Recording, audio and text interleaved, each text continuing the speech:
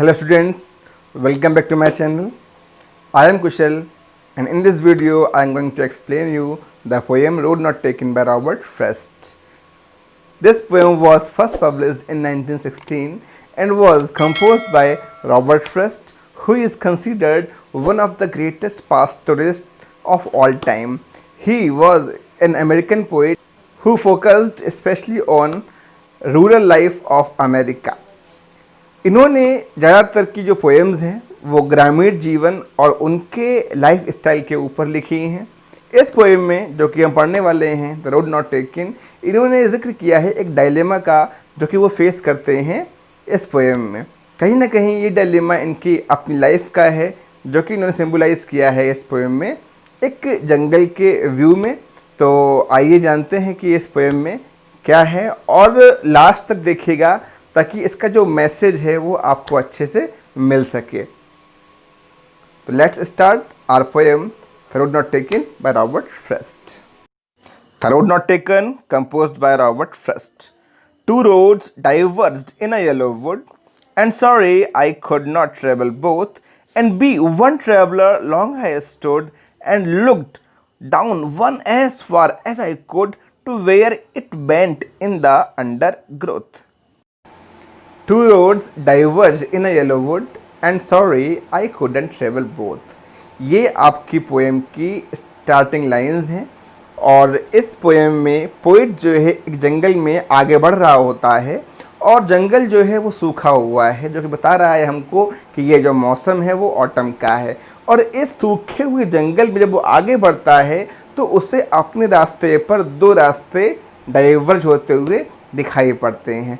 अब यहाँ पर वो ये चाहता है कि काश ऐसा होता कि मैं इन दो रास्तों पर एक साथ चल लेता, जो कि यथार्थ में इम्पॉसिबल है. रियलिटी में ये पॉसिबल नहीं है कि हम एक साथ कोई दो काम कर सकें. तो वो दो रास्तों में से सोचता है कि अब कौन सा रास्ता हमें लेना है. तो भाई पहली बात तो ये है जब हम कोई चीज़ चूज़ करते हैं तो हम दोनों ऑप्शंस को अच्छे से स्टडी करते हैं.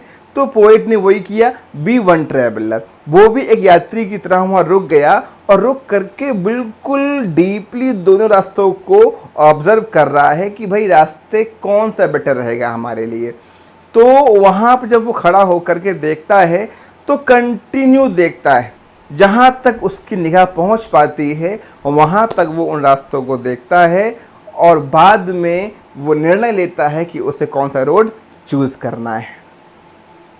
Then took the other as just as fair and having perhaps the better claim because it was grassy and wanted bare, though as for that the passing there had warned them really about the same. काफ़ी long time तक जब उसने दोनों roads को देखा है तो देखने के बाद उसने ये निश्चय किया कि वो सेकंड रोड को चूज़ करेगा. क्यों? क्योंकि उसने कंटिन्यू देखा दोनों रोड्स को और ये पाया कि जो सेकंड रोड है ये थोड़ी सी डिफरेंट लग रही है पहली वाली से. हालांकि बहुत सिमिलर हैं, दोनों लग रही हैं एक जैसी, लेकिन फिर भी थोड़ा सा अंतर है. उसने ये नोट किया कि जो फर्स्ट रोड है उसकी घास कुछ लग रही है दबी हुई सी, मानो उस पर कई सारे लोग आगे चल के गए हों. तो उसने कहा कि भाई जिस पे बहुत सारे लोग गए हैं, जो सभी लोग फॉलो कर रहे हैं, मैं वो काम नहीं करूँगा. मुझे पसंद है कुछ अलग करना. I don't want to follow crowd, I want to do something different. तो उसने कहा मुझे कुछ अलग करना है. तो उसने सेकंड रोड चूज़ की और कहा भी as just as it is fair. तो उसने कहा ये सही है मेरे लिए, लेकिन बाद में कहा perhaps it may better claim, शायद ये सही हो. यहाँ पर उसने रिस्क फैक्टर भी रख दिया है अपने सामने कि भाई हो सकता है आगे जा कर के शायद मुझे सफलता ना मिले, मैंने चूज़ तो कर लिया है, शायद ये सही ना हो. ओके, तो उसने वो रोड चूज़ की जिस पे कि कम लोग गए थे और जहाँ तक कि कोई गया ही नहीं था, ऐसा समझिए, ना कि बराबर लोग गए थे, क्योंकि वो रोड बिल्कुल दिखाई पड़ रही है, घास उसकी सीधी है, हरी भरी है, जबकि इन कंपैरिजन टू सेकंड, जो फर्स्ट वाली है उसकी घास झुकी हुई है, हल्के हल्के जो निशान है पैरों के वो भी उसको दिखाई पड़ रहे हैं। तो उसने रिस्क फैक्टर को लेते हुए चूज़ कर लिया सेकंड, कहा कि भाई अब तो मैं सेकंड पे ही जाऊंगा, कुछ नया जो करना था उसको। And both that morning equally lay in leaves, no step had trodden black, oh I kept the first for another day, yet knowing how way leads on to way, I doubted if I should ever come back. देखिए, इस poem को अभी तक पढ़ने के बाद आप ये जान गए होंगे कि पोइट जो है एक एडवेंचरस पर्सन है। पोइट फॉन्ड ऑफ एडवेंचर्स, उसे नई चीज़ें करने का बहुत शौक है। तो आज जो पोइट खड़ा हुआ है इस मॉर्निंग में और कह रहा है कि both the roads on morning equally lay, जो दोनों रोड्स हैं लग रही हैं एक जैसी। तो उसने कहा कि यार हो सकता है कि इस यहाँ तक आने वाला मैं अकेला प्राणी हूँ, क्योंकि आज मुझे अभी जहाँ तक मैं आया हूँ इस रोड पर दबी कुचली कोई चीज़ दिखाई नहीं पड़ी। हाँ, फर्स्ट वाली रोड पे मैं कह सकता हूँ कि वहाँ पर लोग गए हैं, वहाँ मुझे कुछ ऐसा महसूस हुआ, लेकिन दूसरी में बिल्कुल नहीं। तो मैं रिस्क फैक्टर ही फॉलो करूँगा, सेकंड ही चूज़ करूँगा। और कहता है कि भाई मन तो मेरा बहुत है कि मैं फर्स्ट वाली पे भी जाके देख के आऊँ। देखिए, मन उधर भी जा रहा है उसका ना, तो दो नाव पे पैर रखने वाला व्यक्ति कभी सफल नहीं हो पाता है। तो उसने कहा चलो ठीक है, छोड़ दी, फर्स्ट वाली कभी और खेलेंगे, अगर मैं दोबारा वापस आ पाया शायद, जो कि इम्पॉसिबल है। जब हम किसी काम के लिए एक बार आगे बढ़ जाते हैं तो पीछे हटने के चांसेस ना के बराबर होते हैं। तो इसीलिए कभी भी कोई काम करें तो बहुत सोच समझ के करें कि एक बार हम अगर आगे बढ़ जाते हैं तो पीछे आना हमारे लिए बहुत मुश्किल होता है। तो उसने फाइनली सेकंड रोड ही चूज़ कर ली, बहुत सोच समझ करके, सारी चीज़ों को ध्यान में रखते हुए, और अपना एडवेंचर जो है उसे पूरा करना था, कुछ नया जो करना है। उसके मन में एक बात है कि I want to do something new, I want to go on second road as it was followed by none, क्योंकि इस पर बहुत कम लोग गए हैं, ना कि बराबर गए हैं। मुझे लगता नहीं कि कोई गया ही नहीं होगा इसके ऊपर। तो उसने सेकेंड रोड को ही चूज़ कर लिया और पहली वाली को कह दिया भाई कई मौका मिला तो मैं दोबारा इस रोड पर आऊँगा, अगर मौका मिलता है तो।